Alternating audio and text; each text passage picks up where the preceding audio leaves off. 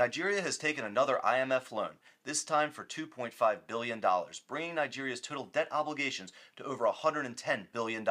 I don't like this deal at all for Nigeria, and I don't think it's an exaggeration to say this is more of an economic hitman type move, and I'm going to explain why. The terms of this IMF loan may seem fair at first glance. It's a $2.5 billion loan at 1% interest rate that will be paid off over 40 years, with no payment due for over 10 years. But here's the problem. The loan needs to be paid back in Western currencies, and the Naira is losing significant value every year, meaning this loan is going to end up costing tens of billions of dollars to Nigeria within a decade. From an economic sense, the effective interest rate would be 1% plus the depreciation of the Naira relative to the US dollar. In the past year, the Naira depreciated 50%, meaning the interest rate would be 51% if the Naira depreciation continues. This is an economy-destroying debt obligation, of course because payments don't start until 2034, when all the current politicians will be long gone when the loan starts to come due. I can understand why this was a tempting loan to take. But let's say the Naira depreciation is only 10% per year, which is very generous.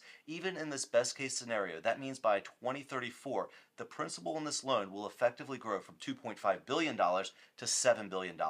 The payments will then be the equivalent of $1 billion a year and continue for 30 years. So for $2.5 billion today, Nigeria is agreeing to pay the Western banks $30 billion under a 10% inflation rate. But even the loan itself comes with other concessions that should worry Nigerians.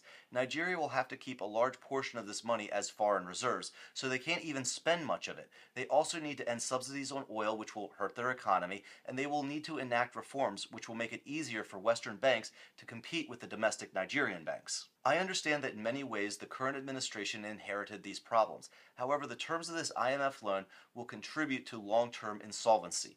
Nigeria has far too many assets, both in raw resources and a talented labor pool, to be in this debt spiral. And the longer they stay reliant on Western banks, the longer Nigeria will operate below their economic potential. But I want to know what you guys think. Do you think Nigeria should have taken this loan and agreed to the reforms that came along with it?